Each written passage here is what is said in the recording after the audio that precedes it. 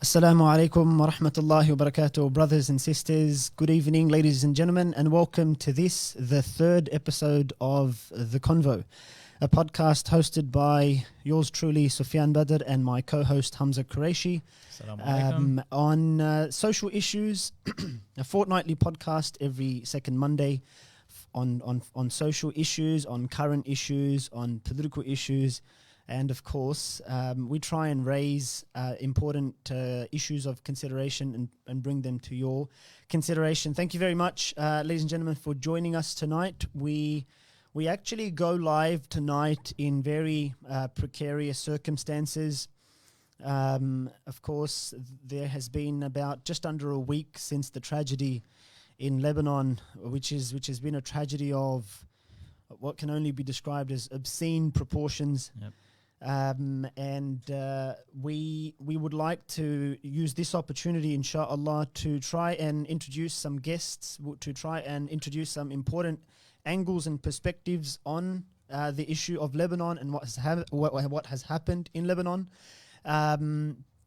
We want to look at some important questions that we know that you guys have on your minds, because they are the obvious questions that we all have on our minds. The economic situation that has led, that has been the backdrop of this attack, of this explosion. We'll explore if there's any possibilities of an attack. Yep. But what's actually happening on the ground in Beirut? We, inshallah, will cross live to some very special guests tonight and get their word on the street on what's happening in the ground in Beirut right now. Inshallah. So we leave you with our introduction, and inshallah, when we get back, we will introduce tonight's guests. Inshallah.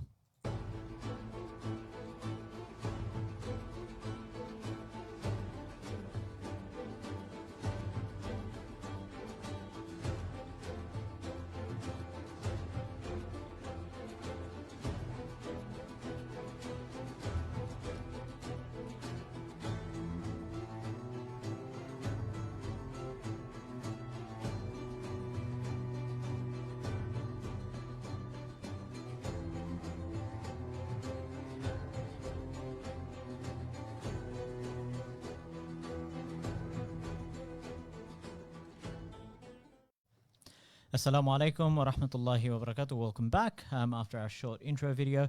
So I'm not going to sort of go into a spiel. Sufyan's already laid the groundwork. But as interesting as it is to have these guest speakers, it's just really tragic to have to speak to them in these circumstances. Of course. Like you'd love to connect with Muslims around the world, and you talk to them about interesting topics, jovial things, during good times. But the reality is, unfortunately, we're just so plagued by crisis after crisis that's when we end up sort of reaching out and getting opinion on the ground and so forth. But yeah, like this explosion, it's been building. Like, it's been an explosive situation for a while now in Lebanon, and this has sort of just brought everything to a head. But look, I'm going to go ahead and introduce our guests, inshallah. So we've got Brother Ali Harfoush. He's based in New Jersey in America. And he is a researcher and political analyst who specializes in the Middle East and North African region. So he's joining us live from New Jersey, inshallah. He is Lebanese, and he was in Lebanon only 2 months ago. So at the height of, possibly not at the height, because obviously this explosion has now come and taken the spotlight. But whilst he was there, certainly many, many issues. Further, we've got Brother Habib Batta. He's an award-winning investigative journalist, and he's had over 15 long years of experience reporting on the Middle Eastern region. So a lot of expertise and specialty there, mashallah. And we've got Brother Osama Saada, who is an educational policy researcher who focuses on youth policy in the Middle Eastern and North African regions. So, mashallah, our guests very well versed, and I really do hope that we can have some interesting conversations regarding this issue, inshallah, and definitely address sort of those kinds of broad topics and areas that are all on our minds. So very, as you said, very well respected, very well credentialed guests. We are absolutely honored to have We'll turn our attention, inshallah, now to our guests. Assalamu alaikum wa Assalamu rahmatullahi wa alaikum. barakatuh, brothers Usama and Ali. Alaikum salam wa rahmatullahi wa barakatuh. First of all, Jazakallah khair for coming on. Obviously this issue is one that's recently gotten the spotlight. So just a big thanks from us here at the Convo for you guys to be joining in. Jazakallah khair. Wa iyyakum akhi. Okay, so brothers, before we get to the questions, we do have a number of questions that we'd like to ask, and we do have a number of questions that have been sent through, and that will be coming through later on. On that note, for our audience's purposes, we will have an opportunity towards the end of this session to take some live calls, and we will put that number up later on in this episode, inshallah. And of course, when you call in, our special guests for tonight, they can hear what you say directly, so you're talking to them. If you'd like to address your questions to a specific guest, you can do so. A little bit more about that later on in the show, but inshallah, just to get things started, if you guys can maybe introduce yourselves, inshallah. Assalamu alaikum wa rahmatullahi wa barakatuh. Alaikum salam. Just a quick clarification in terms of residence. I'm actually based in Beirut. That's where I work. I teach in Beirut and live in Beirut. Currently, I am in the United States just visiting family. Oh, So apologies it's for unfortunate that I the. was no barakallah Apologies feek. for that. So it's unfortunate that I was not there when this happened. But I mean that's just a quick clarification. Sure. In terms of residence and where I'm at. Barakallah feek. I think the introduction was sufficient. Alhamdulillah. Brother Osama?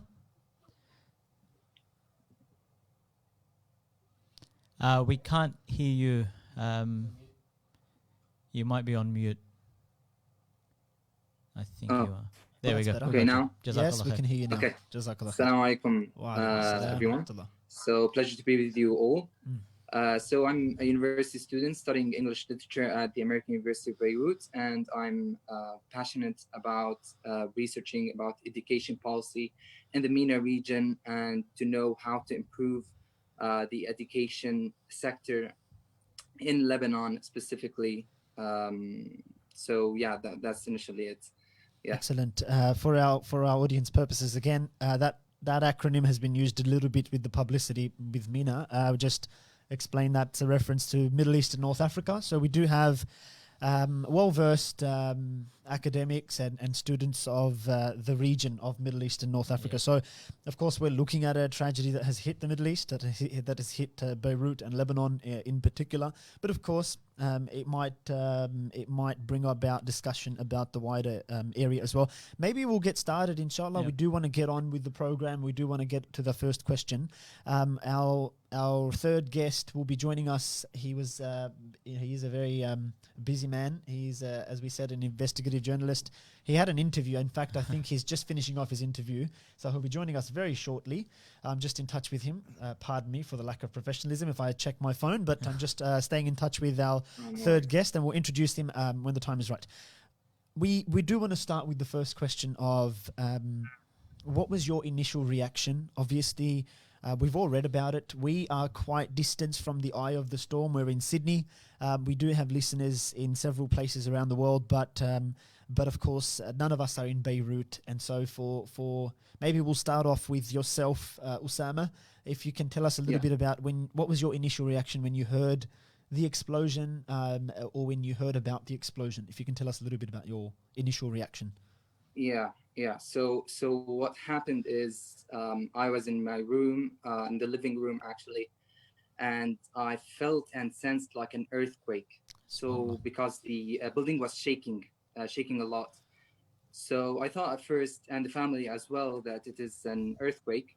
Then we heard this sudden blast and very loud explosion. So we quickly hurried to the corridor and to hide if anything else would happen, a second explosion perhaps. So we then assumed that this is an Israeli bomb. Then we had to actually, it was very traumatic and very highly emotional. There was like I was constantly saying ashhadu an la ilaha illallah, ashhadu anna Muhammadan Rasulullah, because one can never know when his ajal is it coming near. So subhanallah, it was very it's like something happened, like a war broke out. Can you just, but so then- sorry to cut you, brother. yeah. Can you just, for the purposes of our audience, can you just clarify how far is your residence from that, from the incident and where it occurred around the port? How far are you from there?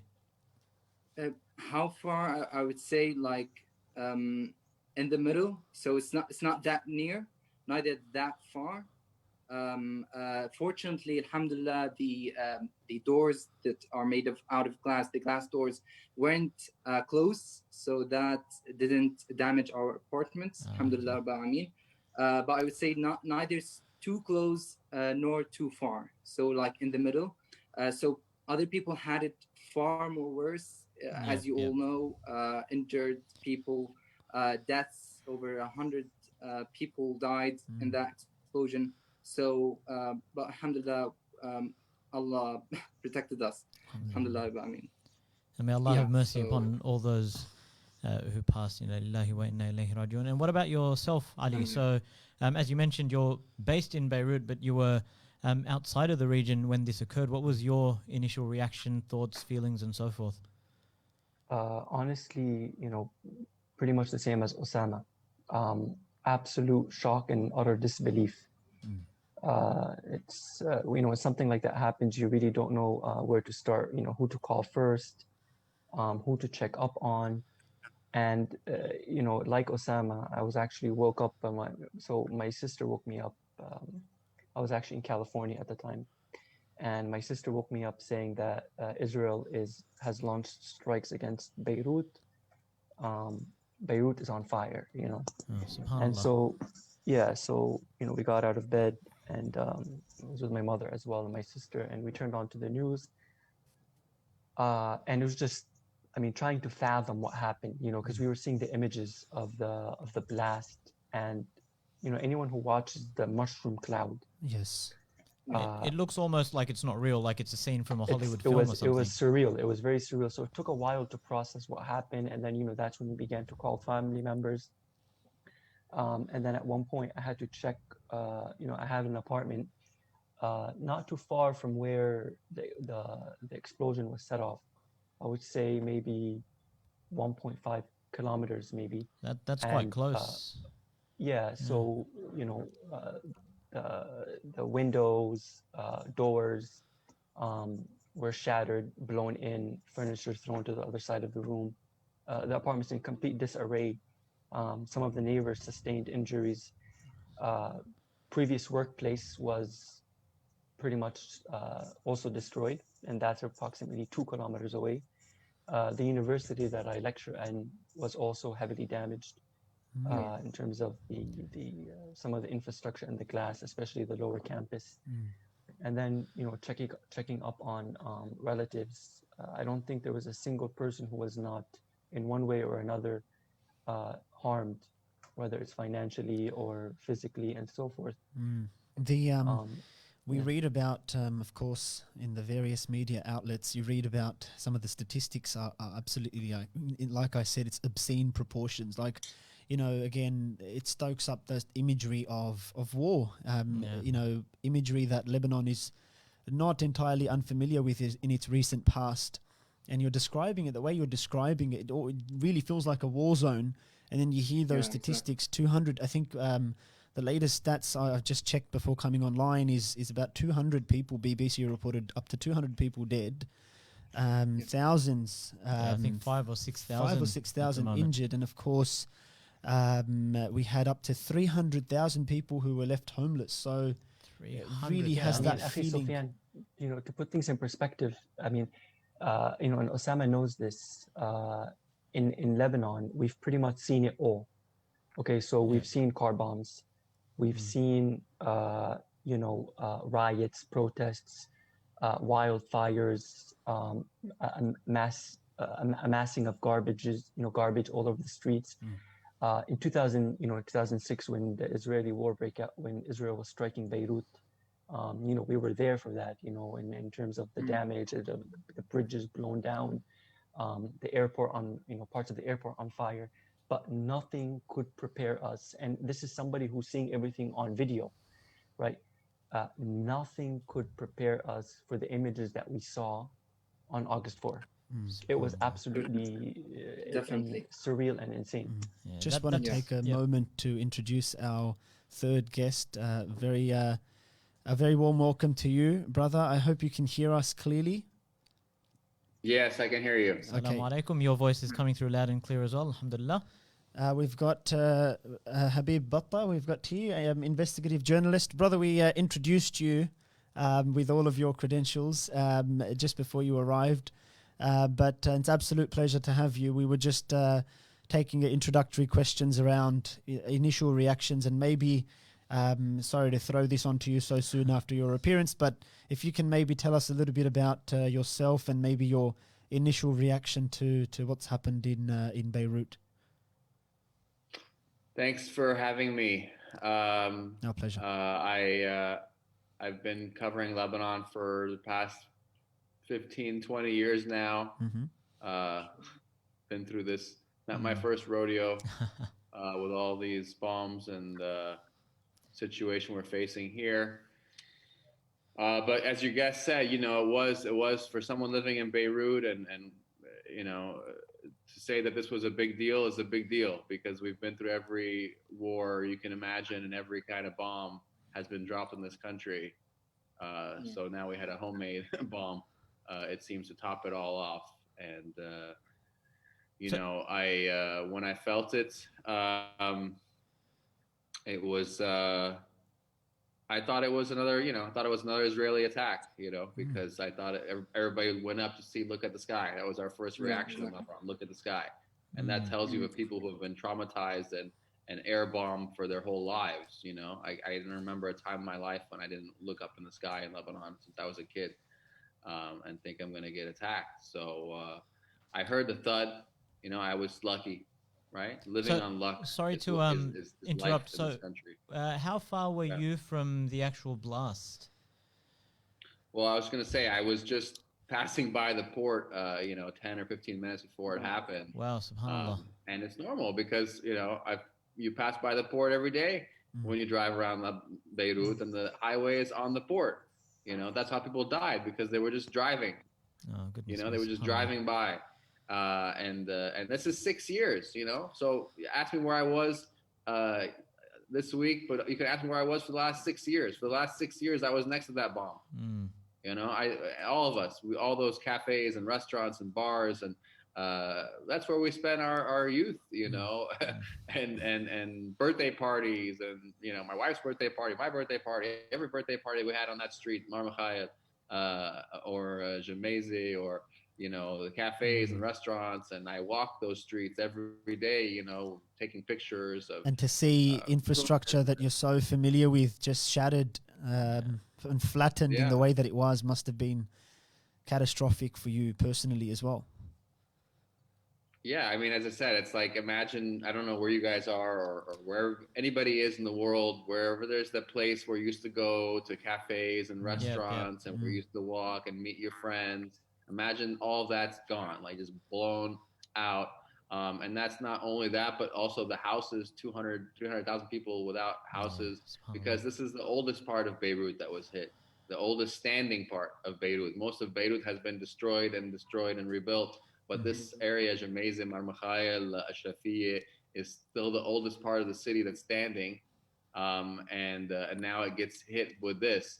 So you find a lot of old buildings that are crumbling. These are buildings made of sandstone, and the buildings that are 100, 150 years old. They just come tumbling down like boulders, and so many buildings could fall now.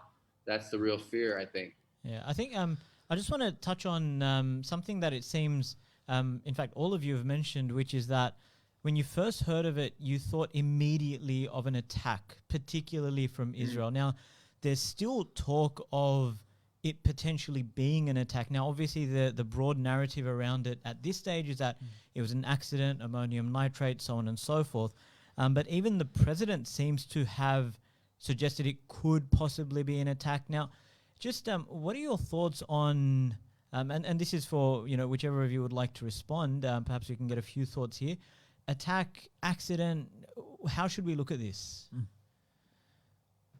So, okay. So, I mean, you know, Habib brought up a very good point, which is the fact that, you know, the Lebanese people, and not to mention, you know, the 1.5 million Syrian brothers and sisters who also had escaped the trauma of the war, the you know, Assad's barrel bombs and Russian military jets and whatnot.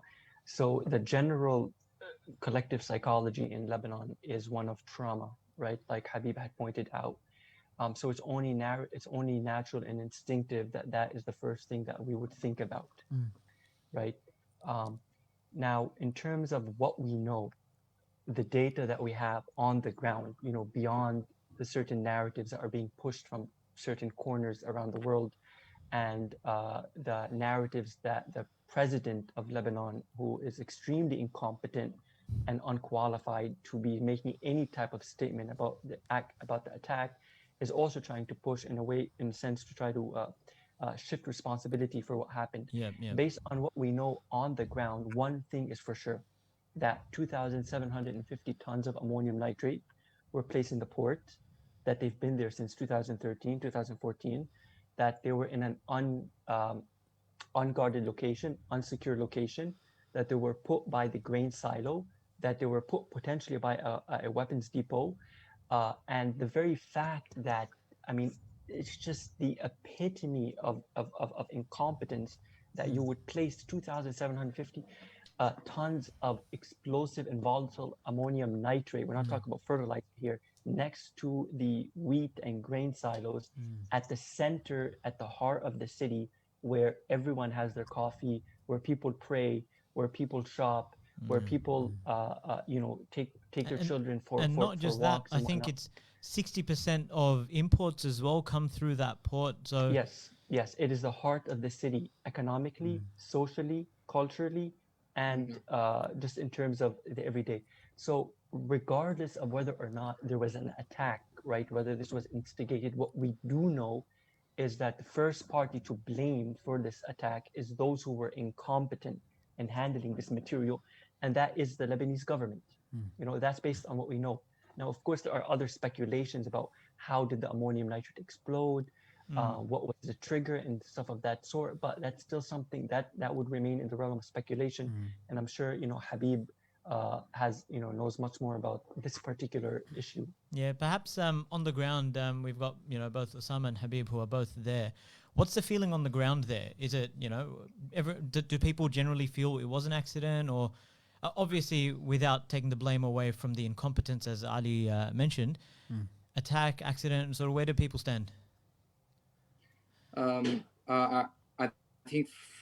think what I've like heard over the media and from the people on the ground, but what is as Ali has said, that it's definitely and absolutely the consequence of the government's negligence, corruption, recklessness, but like certainly this is the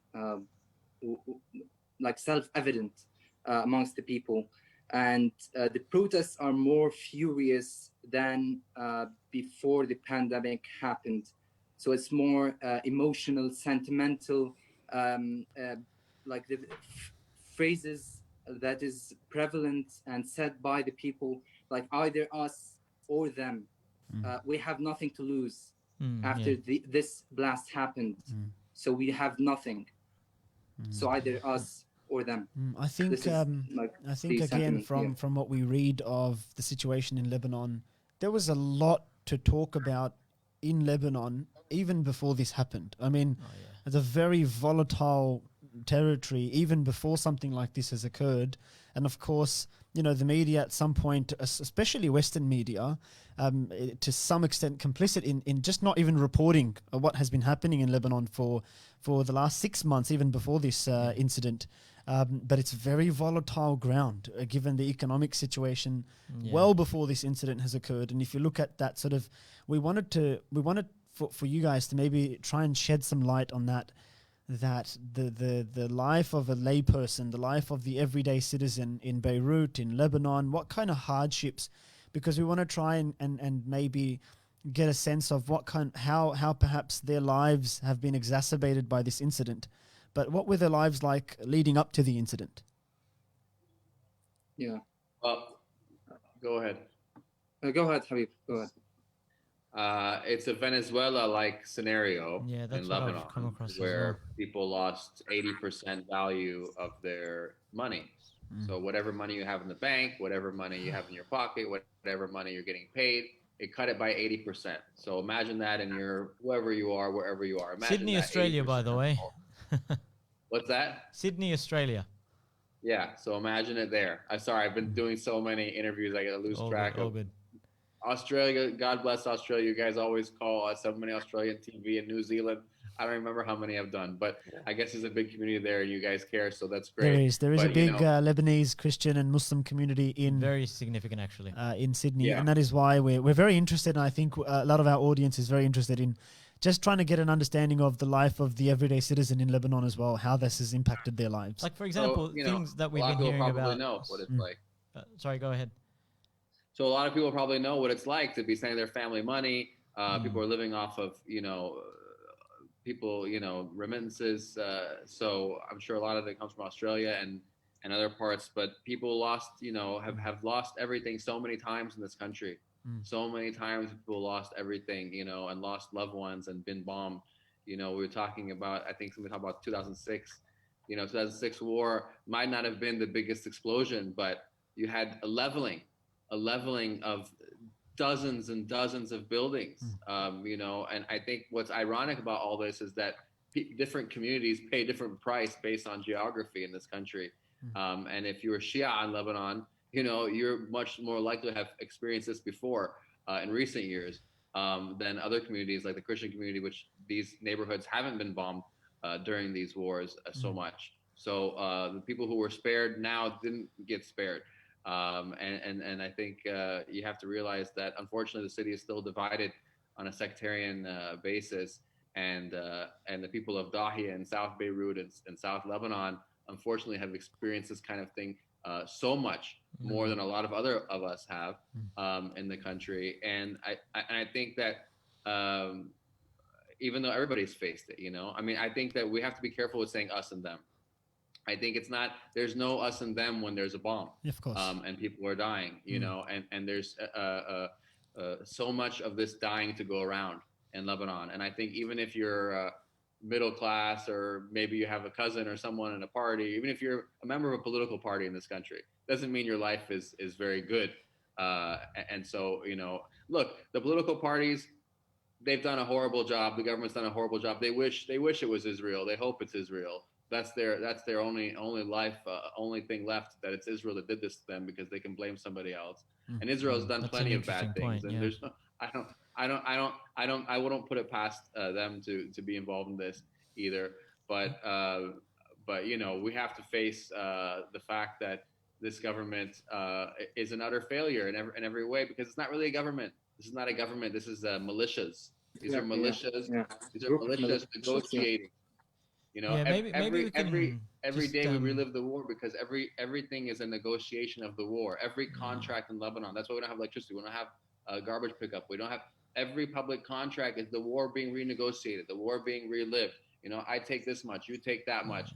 I get it before you get it. Yeah. So on that note, maybe we can just perhaps one of the other guests can talk about looking at sort of the reality of Lebanese society and sort of the government in particular, in terms of how that's an outcome of, as you said, militias, and how, civil wars and everything else, all these conflicts have led to particular groupings and sort of in government, and how that's contributed to the corruption of it. So as I understand it, you've got certain religious minorities or ethnicities that are given certain positions and power and so forth, but that's all part of a history. Maybe you can just give us a bit of background as to how that's come about and what impact that has on Lebanese society.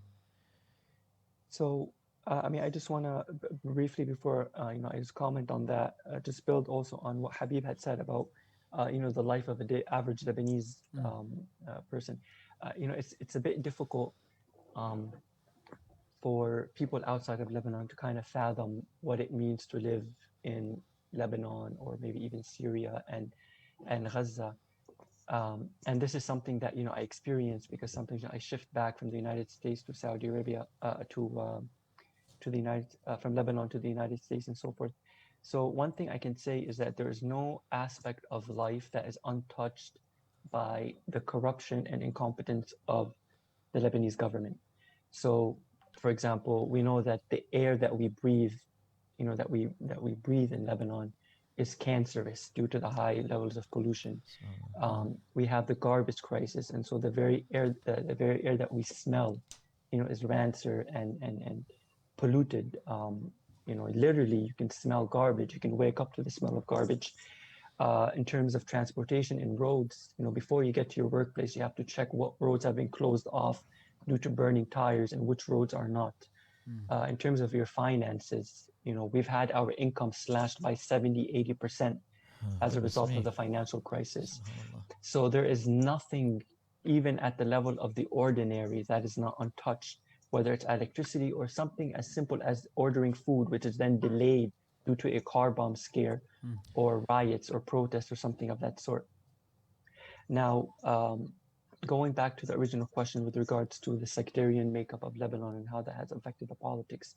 Now, I think this is a complex issue, and it's only beginning to come to the surface, right? Because generally what we have done is we have associated conflicts with the acts of one particular politician or a certain event in the region and so forth. But now people are beginning to understand that the situation is actually much more systemic, and that the problem is much more foundational than the corruption of one or two figures, or for example, Israeli aggression.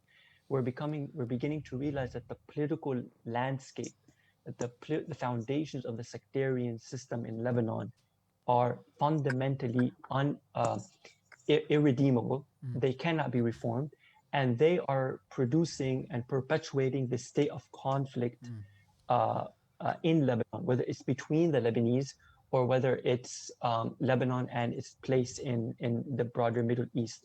So not only does it affect us on the political level, right, in terms of policy, political policy and economy, but the very psyche of the average Lebanese citizen. Can I Lebanese just ask citizen there, sorry to interrupt you, can I just ask there, you mentioned that the average citizen no longer looks at the president or the prime minister in their capacity as like single representatives of the government as responsible, but they look at the system as a whole. And I noticed that the other guests are nodding along in agreement. Is there something specific you can point to sort of substantiate that claim? Of course. Okay, so like Habib and Osama, we've been involved in the protests on a day-to-day basis, right? Whether it's in terms of organization, speaking, monitoring, and analysis. Now, what was different about these protests, the protests that beginning with the garbage, beginning with the financial crisis and COVID and so forth, is that in contrast to the protests of 2014, 2015, a new slogan emerged. Two new slogans emerged in these protests, before and after the explosion. The first was الشعب يريد إسقاط النظام, right? That the people seek the fall of the regime, which was, of course, the slogan for the Arab Spring. And the second, and this goes to show you the evolution in terms of political maturity and political awareness among the people, is the slogan كل يعني كل, meaning everybody means everybody. And the idea behind the slogan was that nobody is excluded from the demand that we seek the fall of the Lebanese government, of the regime, and all of its apparatuses, without excluding any particular sectarian figure, whether he's Sunni, Shia, or Christian, and you have different Christian sects. So those slogans and the intensity of the protests and the diversity of the people who were on the ground on the protests, kind of signifies and represents the direction that the Lebanese revolution is going towards. So could it possibly be said in a strange and ironic kind of way that Lebanon's been seeking, or supposedly seeking this sort of togetherness of different sects and religions and so forth, and couldn't happen with government and the setup and the framework, but then poverty and destitution and problems and everything in a weird kind of ironic way was bringing more togetherness than anything else that they've attempted to do. Could you possibly say, like in a perverse kind of way, it's gone in that weird direction? Of course, let me just say this, Akhi, because beyond all the political slogans, beyond your political philosophy, when somebody comes and says to you, "I am hungry," right? Or like with the George Floyd protest, "I can't breathe." So when somebody comes and tells you, "I am hungry," right, that evokes in you a certain sense of responsibility and a certain sense of urgency, right? Irrespective of your philosophical background or the person who is telling you, "I am hungry," right? So the crisis, yes, it did unite different people belonging to different sects, because the oppression, right, and the level of incompetence has reached a certain level where for the average Lebanese citizen, it's a matter of life or death, right? It's no longer an issue of, my ideology or this ideology, my political interests or this political interest. It's literally, at this point, a desire to survive, a desire to live. SubhanAllah. Can I add something? Yeah. Osama, you wanted to add something to that? No. Go ahead, Habib. So I think that, first of all, I mean, Killun Yani Killun, which is all means all, is this phrase that has become the slogan of the Thawra, the revolution in Lebanon. And it's new in the sense that it's being said publicly, but I mean, for as long as I can remember, people always cursed and said, "I curse all of them," but people always say that, like in a cab or wherever, like people always said that because it's a great way, it's a cathartic way to prevent your frustration about all the problems we're having. Like everybody's responsible, and all of them, my guy, your guy, all the guys. But I mean, unfortunately, I think that it's also a very simplistic way of looking at a very complicated problem. One of the most complicated of problems is Lebanon, if there ever was one in this world. And I think that when people say Kilun Yani Kilun, and they've said it for years, they tend to say, but my guy's not one of them, and so Kilun Yani Kilun is a great way to project outward and to say that, the problem is them, and I'm not part of that problem.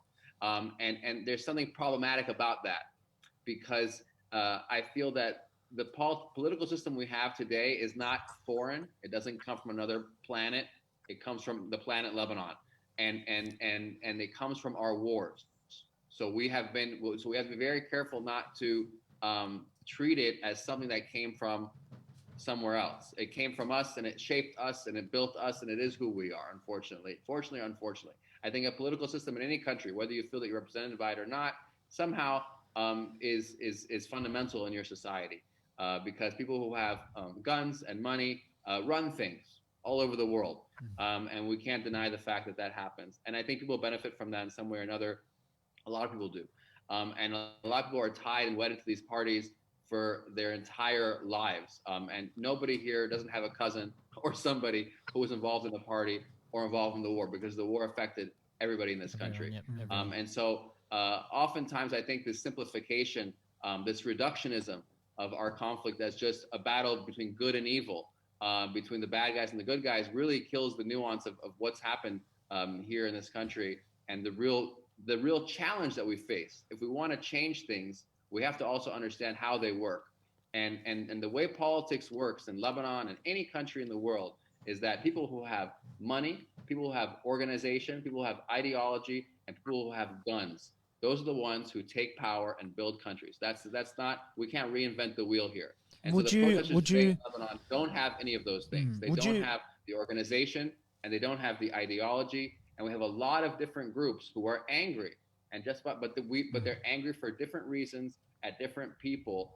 And so this idea of this unity, I think we need to take a step back and take a breath and see how we can really make that and how we can build that. But it's not going to be through a slogan. Would you say one way to look at it is that people are opposed to this system of ruling by might, ruling by the gun, or ruling by corruption? Would you say one way to look at this slogan of kullun يعني kullun, one way to look at that is that people are opposed to that system, the entirety of the system.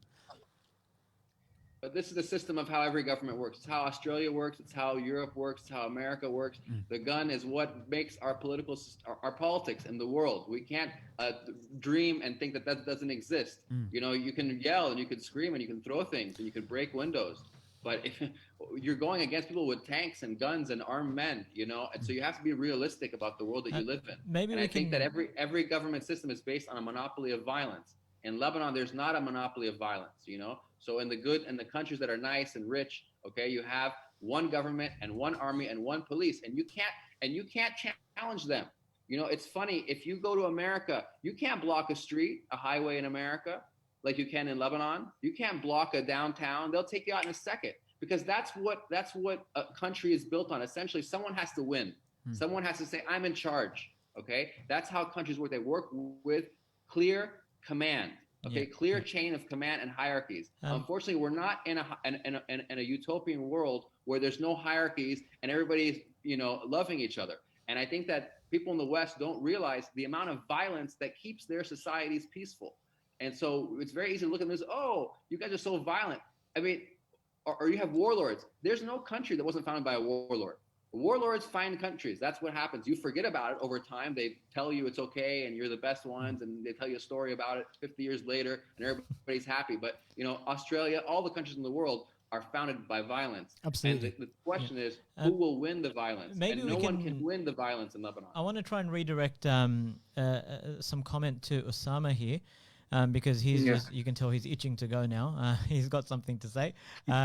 Now, I wanted to ask Osama, what do you think? Do you think that at times, perhaps with the slogans and the protests and so forth, do you think it's perhaps a little simplistic? And I also just want to note, and I'll ask this as well, have you been to any of the protests yourself? Have you been involved on the street? And what do you think about potentially oversimplifying a very, very complex issue? I would say that, like, in words, it would be an oversimplification, but at the same time, if we broke down these words, it represents the complexity of the reality of the political system.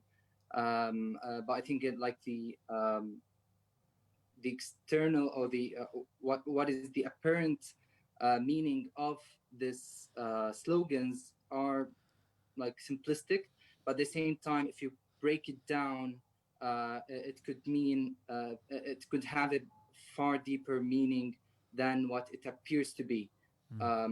So when you say kullun yani kullun, it essentially implicates that you're banishing, or you're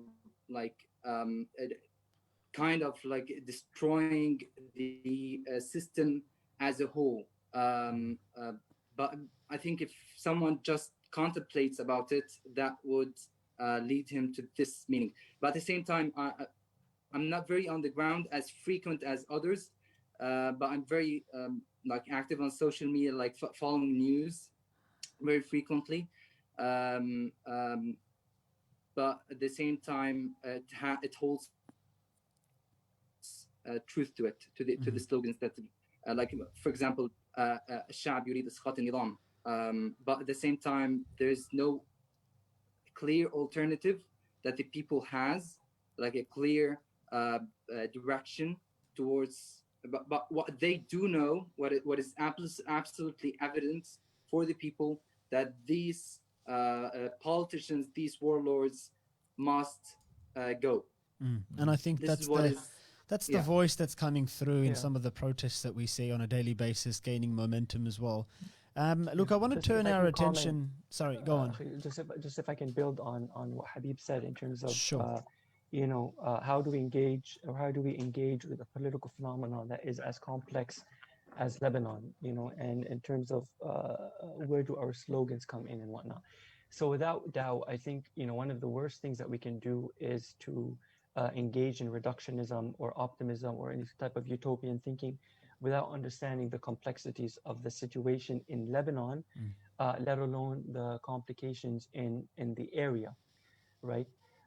Now, when we speak of slogans such as, الشعب يريد إسقاط النظام or كل يعني كل, what we meant here is with regards to the sort of political consciousness that is beginning to emerge in Lebanon, right? And by that, I mean specifically in concrete terms, the emergence of a new political bloc, right? That does not belong to the traditional political parties, right? And those are primarily the protesters. Now, that being said, when it comes to a country as complicated as Lebanon, especially with its history of sectarianism, there's no doubt that we cannot just rely on slogans, right, for our political analysis or in terms of trying to think of certain alternative futures. And that is because I have said, as I said earlier, that politics and the way governments and regimes are structured influence the way people think, right? They influence the human psyche, the collective psyche. So the problem in Lebanon is that this sectarianism has been so deeply embedded that people either, accept it, and they accept this, the godlike status of their zaim or their political party, or they resign to the conclusion that, look, there is nothing that I can do about it. Now, after these protests, a third option emerged, which is,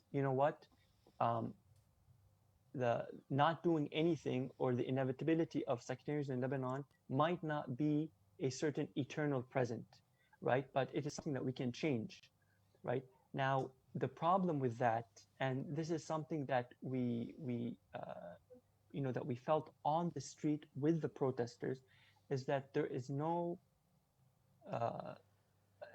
up until now, nobody has articulated a real alternative.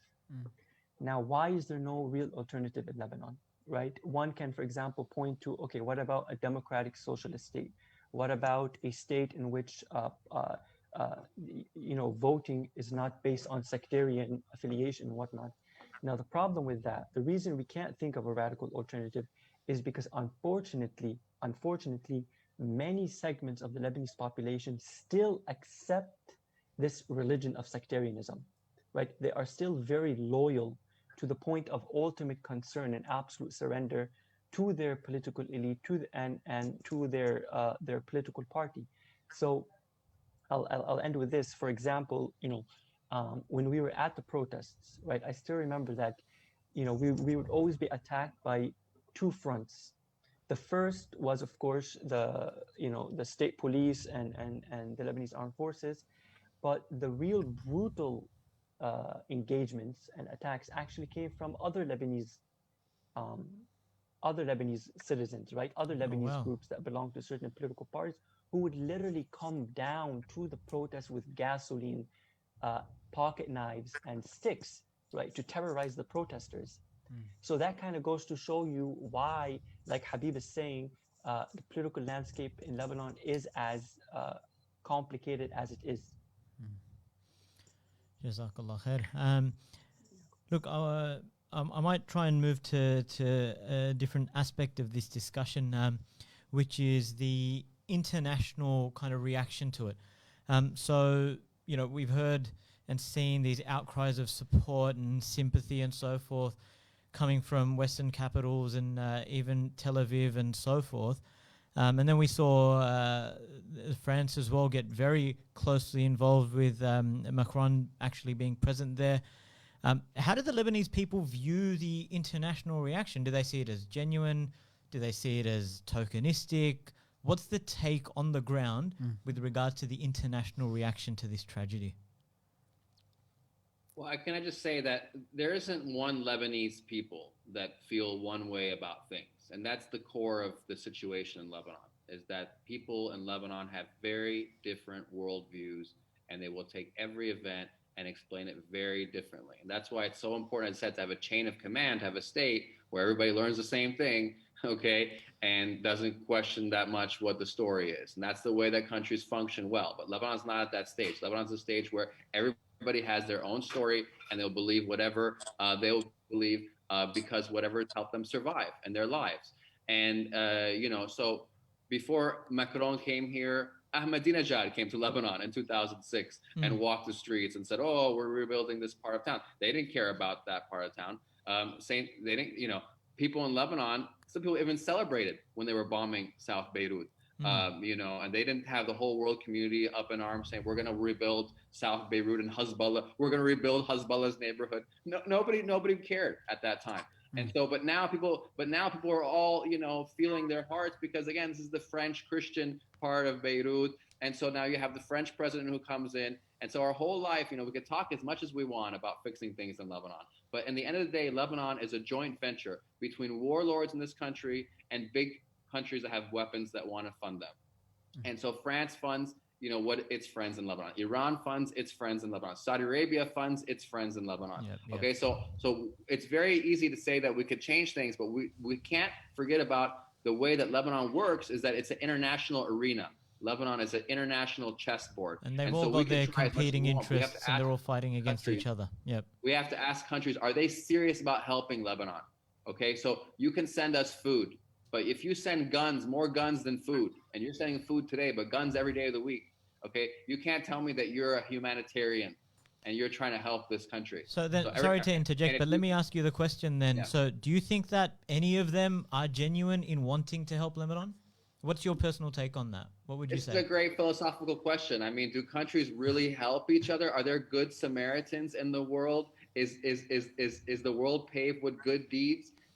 Are governments individual moral actors? I don't believe so. Governments calculate national interests. Those trips are paid for. Those donations are paid for. They have to be budget items. They come from a certain policy objective standpoint. I mean, I'm sorry if it's cynical to you, but I mean, look at the world around you. If we love the world, why are we extracting oil and burning the whole world every day?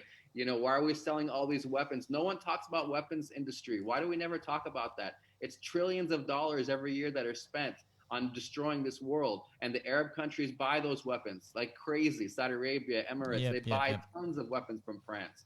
Okay. France is selling so many guns in the world. Then Macron comes to blow us a kiss. I mean, seriously, this is theater. This is PR. I mean, you have to really understand that this is a well-planned trip. Whoever came up with this trip for Macron is a real PR genius who told them it's a great opportunity for you. They're not walking. The Lebanese politicians can't walk the streets. They'll get thrown rocks at them. So here, jump in there, make a thing, make a France. America's giving us $15 or $17 million.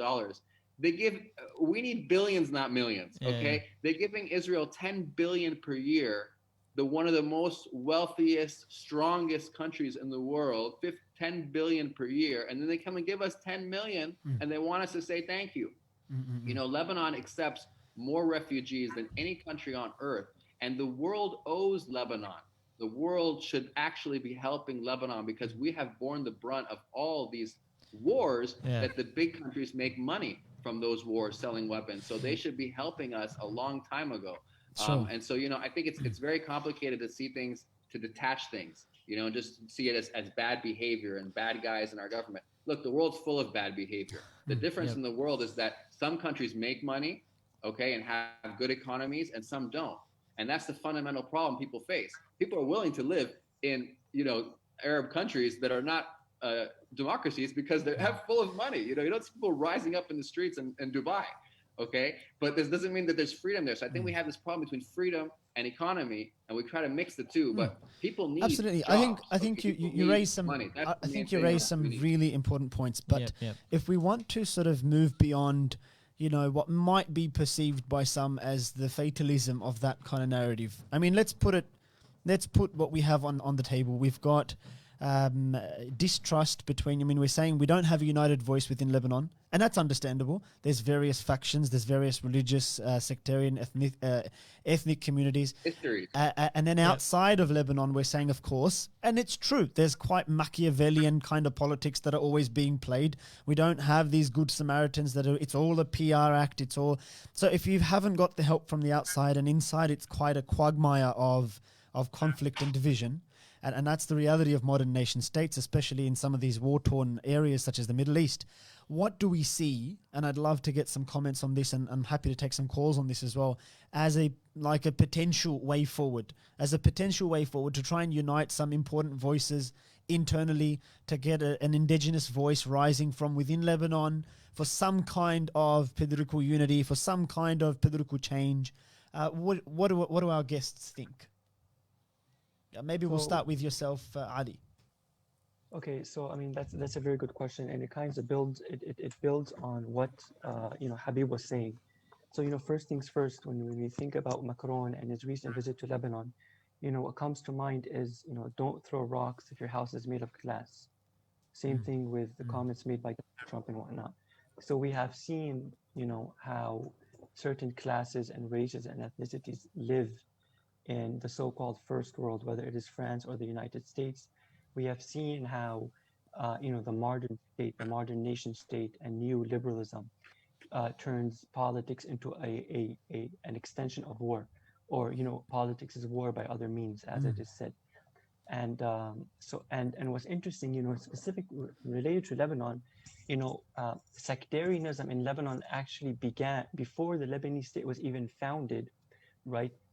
The sectarian conflicts that happened were actually the direct result and product of foreign intervention in Lebanon, right? So if you go back to the 1860s and whatnot, you had the conflict between the Druze and the Maronites. This was instigated by British colonial and Russian colonization and whatnot. And French. the very foundations, yes, the French, and the very foundations of Lebanon's sectarian government was inaugurated under the blessing and auspices of the French government, ironically. So we're smart enough to recognize that we cannot, cure a disease through a disease, especially when it comes from the mouth of people like Emmanuel Macron and other political elites whose only interest is gaining more power and leverage in the region. Keep in mind that these are the same people, these politicians, these presidents in the first world are the same people who supported these sectarian leaders before the people revolted against them. Yeah. It's the same, we have the same scene in Egypt and in Syria, right? Hillary Clinton referring to Bashar al-Assad as a reformer. We know about the United States relationship with Mubarak, right? And then suddenly after the protests, the United States and France and Britain become these altruistic hero white saviors who want to save the Middle East and inaugurate a new political era. But I think that this will fail, right? And let me just end with this particular thing related to your question. Very early on, Brzezinski, who is the ideologue and one of the strategists for the American empire, he warned of something, right? He understood that the United States there will come a time where it will not be able to fully leverage itself in the Middle East, right? France will not be able to leverage its power in the Middle East. And one of the things that he warned about was the emergence of a new political consciousness that is both global, right, and to an extent revolutionary. And I think we're beginning to see the seeds of that. We're beginning to see the birth of that consciousness and that political awareness. Sorry, can I just want to question that briefly. And before I do, so you guys should see on screen now, there's a number to call in. So we are inviting calls now. If anyone's got anything to contribute, some questions to ask, please call that number, and your call will come through to us, inshallah, and we'll be happy to take it.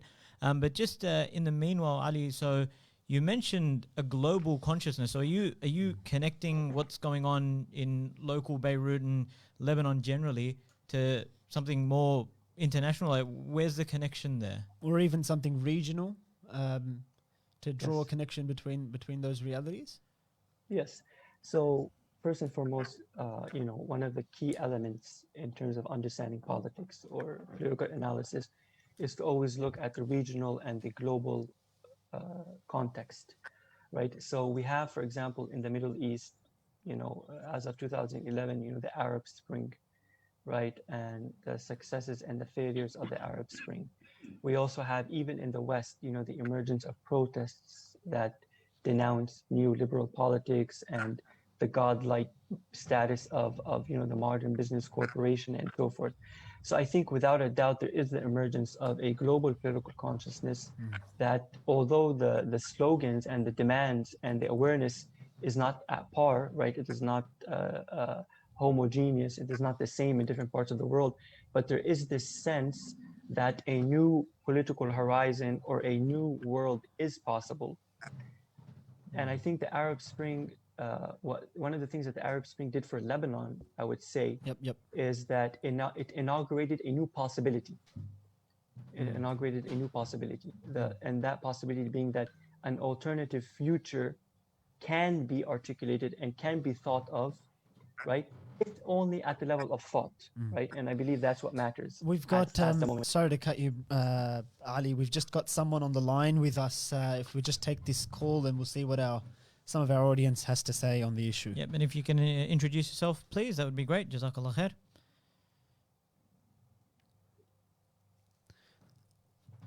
We've got someone on the line with us. Sorry, we're just technical hiccup. We should get it on shortly, inshallah.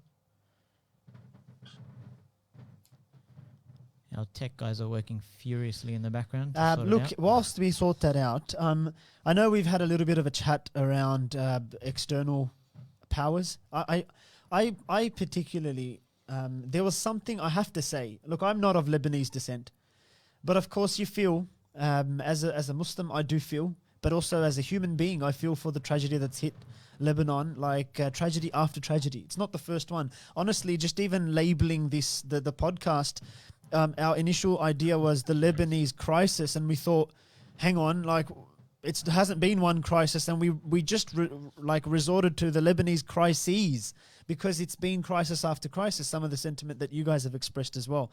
Something that got to me, it really did, was in a Lebanese an article, an Arabic article that I was reading online.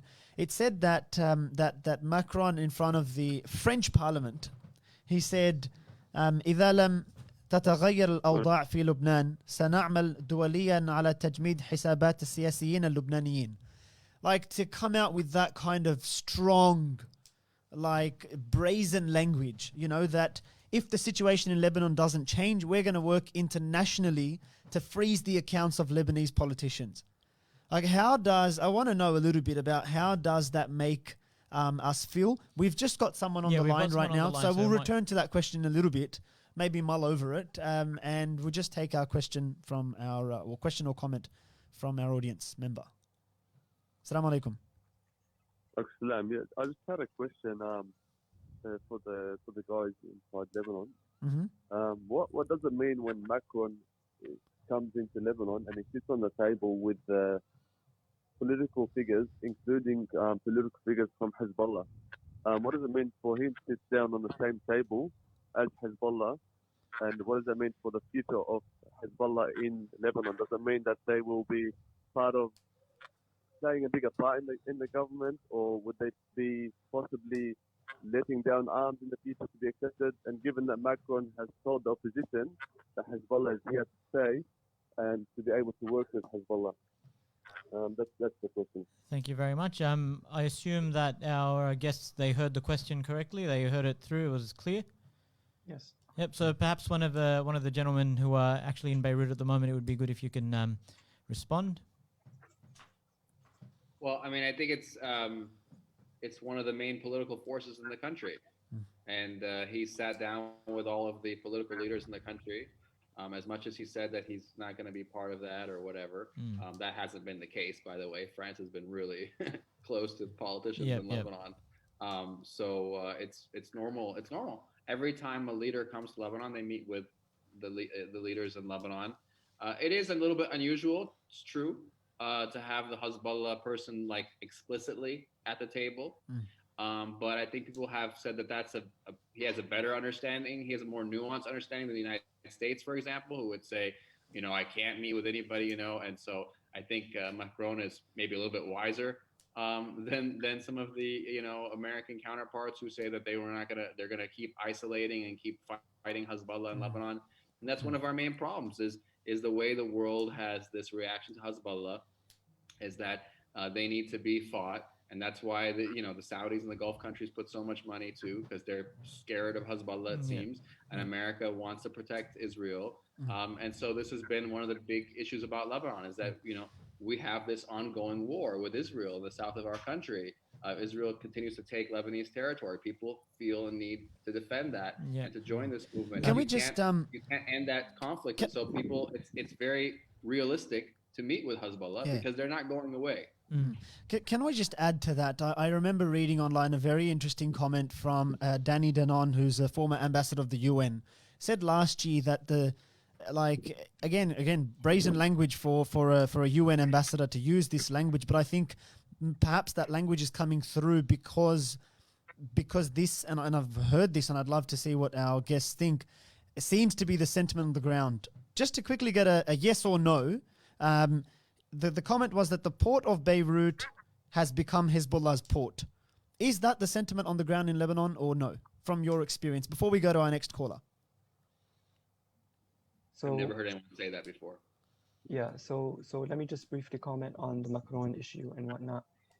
So I mean, without a doubt, you know, those who even have a rudimentary understanding of international politics will know that this move by Macron is purely an opportunistic move in a way to try to create some leverage or some power on his end in Lebanon. Now, keep in mind that it was the French state, especially at the time of, you know, Jacques Chirac, who was the former president of France, that, you know, that funded and supported, you know, certain Lebanese politicians like the Hariri family and the Mustaqbal party. And this is the same family that privatized and financially raped Lebanon and fueled sectarianism, whether it's through weapons or whether it's through discourse and so forth. So it's very interesting that Jacques Chirac would come, that Macron would come and denounce the very same people that he literally gave birth to, France gave birth to, politically speaking, in terms of power. Now, it's in the interests of those in power, by here I mean the United States, France, Britain, and so forth, to try to absorb or to control any sort of change, right? So without a doubt, what we're going to see in the coming days is an attempt by these Western powers to try to absorb the movements. And I think that can happen in multiple ways. Now, whether France can do that is in question, because France doesn't really have the same political influence on the ground that it had before through the Hariri family and others. But there is without a doubt that people in power, especially in the West, will try to absorb these revolutions in order to protect their interests. Very interesting. We do have someone else on the line, and we'll take another comment or question. Hello to our audience member. Assalamu alaikum. Wa alaikum assalam. Who do we have with us? It's Brother Yusuf here. Assalamu alaikum, Brother Yusuf. Nice to have you on. Wa alaikum assalam. Just a quick one, I guess. I just heard on the news that the Australian government will be sending $5 million of aid to help rebuild Beirut. Now, it was mentioned that the money will be sent to aid workers directly and not to, and I quote, the corrupt Lebanese government. I guess my question is, I mean, how much of this aid will actually reach the people? And does this type of aid come with strings attached? And if governments of the world like Australia are acknowledging that the corruption of the Lebanese government, why does it continue to allow them to exist? Thank you for your question. Thank you for your call. Osama, maybe you can have some comment on that if you wish. Well, if I would like to voice out the opinion of the youth, or like the people in general, the government, there's no trust in the government by the people. There's a constant distrust of the people by the towards the government because of its history of promises and not abiding by their promises. And the easiest and simplest example is the 24-hour electricity, to provide 24-hour electricity for the people. And until now, since I think 1964, until now, there were promises of a 24-hour electricity for the people, and still it is being cut off. So this is evident that there's distrust in the government. This is the simplest example. There are a lot of other examples. So the demand of the people to the countries that intend to send aid is to be through non-governmental a complete lack of trust, it appears. Organization, the NGOs, stood more than the government. But I'm not sure if which non NGO are they speaking about exactly? But this is like the general. It is the general sentiment. Opinion. Again, Yeah. we've got that sentiment across from a number of governments. It's not just Australia. I think France was France was the very prominent saying loudest that, yeah. one that came out explicitly saying that, look, we're happy to. In fact, France, in again language that was very frustrating. Personally, like I said, I'm not Lebanese, but it was frustrating even for me to hear some of that language coming through. We've got another caller, and we'll come back to this issue, inshallah.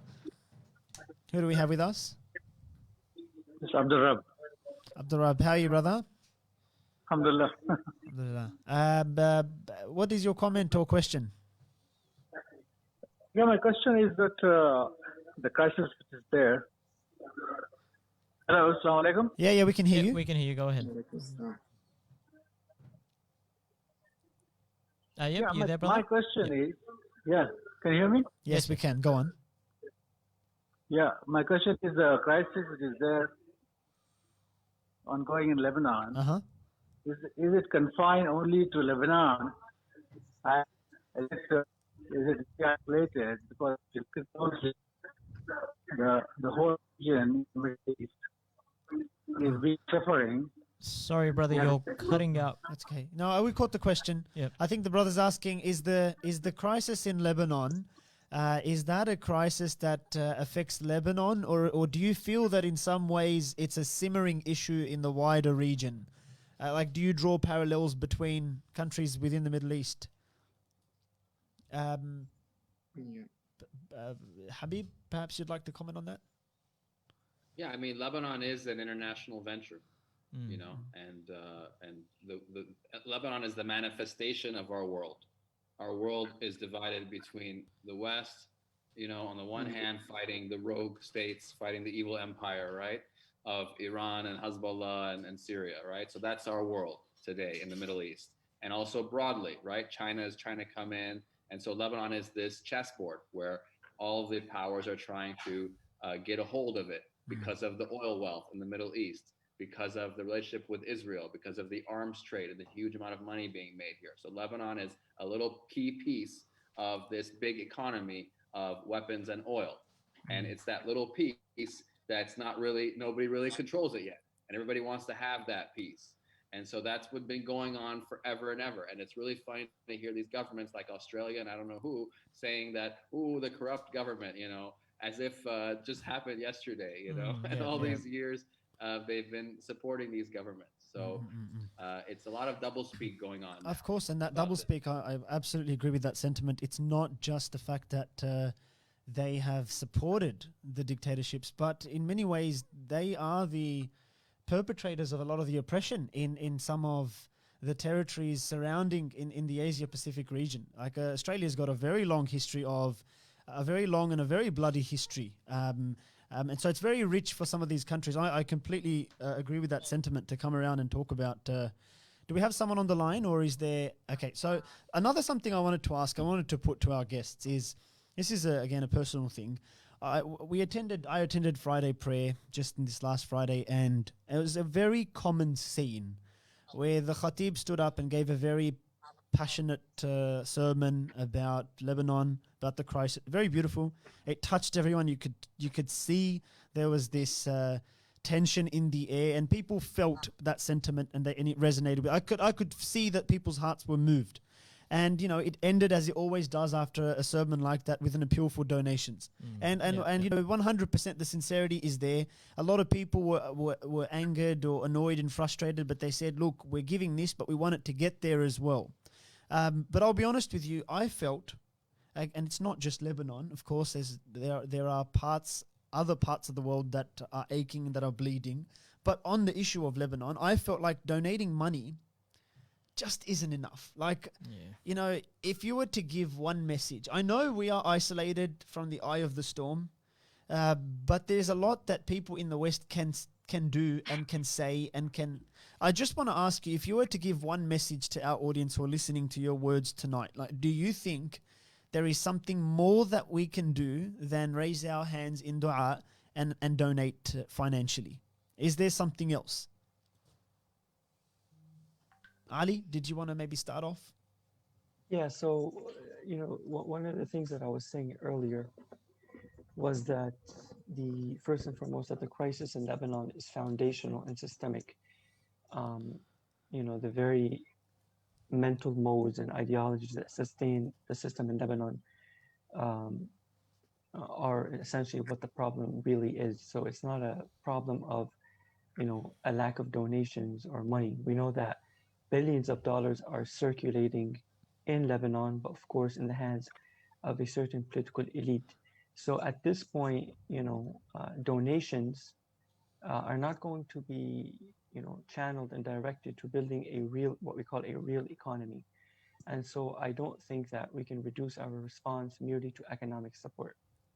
Now, in terms of what we can do, I think one of the important things for people to recognize, whether it's in Lebanon or outside Lebanon, is that this crisis, although in Lebanon it takes on its own form and its own extreme, but the crisis is essentially a crisis of global politics and not merely a crisis in Lebanon. So there are certain systemic similarities between Lebanon and Europe and the United States, in particular the use of violence as a way to maintain the status quo. We saw this in the United States with George Floyd. We saw this in France with the yellow vest protests. That's the first thing. And second thing, and this is also part of the global political order, is the primacy or putting capital before the people. And I think this is we're recognizing that we are part of a global crisis and potentially we can be members of a global transformation. I think that is the best thing that we can do at this point. All right. Now, maybe we can just go one by one. Just a quick final word because we are conscious of time. So maybe we'll just quickly get something, a last final parting message from Osama and then from Habib as well, inshallah, before we conclude. Can you repeat the question? So what is exactly? So we're sitting here in Sydney, Australia, and we want to do something, we want to say something, but the only thing we really feel we can do or some ask for is just donations. In fact, my workplace is having a Beirut donation drive as well. Is there something else we can do? Or are we just limited to sort of raising our hands, making dua, sending out prayers and putting some donations down? I would say, very simply, that it is about spreading awareness within your society that the root cause of the problems in the Middle East and the Arab world in general is systemic, as Ali has said. So it's just the fact that the problem is not something just economic. It's more foundational, as the other guests have said. So just the fact that to prognosticate or to preach this idea within the society, to raise awareness that the root cause of the whole area is systemic, is foundational, and we need to radically change the area there. Yeah. Habib, any final words from you, sir? I think people do need help. The donations are very much needed, and not just I think if you could help in any way you can in terms of shelter, food, medicine, but teach a man to fish, right? I mean, so I think that Lebanon needs a real re-reckoning and reorganization, and I agree with what Ali and Osama are saying. There is a new consciousness in Lebanon. Let's support that. Let's ask questions. Let's hold people accountable. The internet has really made things very different this past decade for people. I think it's coming together. More people are reaching out more. You guys are here, these kind of shows, all this stuff. So I think, help as much as you can, but also remember that part of the responsibility relies with you in your country, in your Western nice country. Think about the weapons that your country sells to the world and what's your country's real role in the Middle East beyond nice phrases of we're going to fight them and this and that and we love freedom and all that stuff. Think about follow the money. My suggestion is follow the money wherever you live and see how you're tied to the Middle East, and that all ties into us.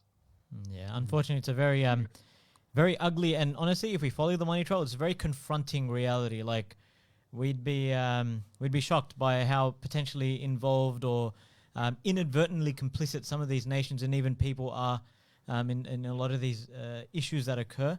But look, I think on that note, we can thank you all very, very much for your time. You know, you've spent a great deal of time with us, and Jazakallah khair for all of your contributions. They have been fantastic. We've thoroughly enjoyed the conversation we've had with you guys, and you know, I really want to thank you guys from the bottom of my heart for doing this, because you guys bring a different dimension to the discussion. As Sufyan has said, right, we're far from the eye of the storm. We're sitting here a metaphorical world away, but we have concern and we want to know what's happening, and you guys have gone a very long way in providing that, and hopefully our audience has learned a lot from it and has appreciated the reality a lot more. I know I can say that I certainly have. It's been an enlightening discussion. So thank you very much from myself and from Sufyan. Yeah, and of course I express my sincere gratitude to our guests, especially those of us, we know who we are, who have joined on very, very short notice as replacement guests. Thank you very much, Habib, for joining on very short notice as a replacement. But also to our other two guests, again, we really do value your time. I just also want to acknowledge in front of our guests some of the comments that have come through. We didn't get a chance to. We're not reading them all out, but there is a Abdullah that has shared some enlightening thoughts and comments in the comment section. I do encourage everyone to have a read of that. And thank you all once again for tuning in. We will wrap everything up there. And of course, we pray for a better Lebanon. We pray for a better Middle East, and keep, of course, the region in our dua, inshallah. We'll wrap it there. وآخر دعوانا الحمد لله رب العالمين والسلام عليكم ورحمة الله وبركاته. Assalamu alaikum. وعليكم السلام.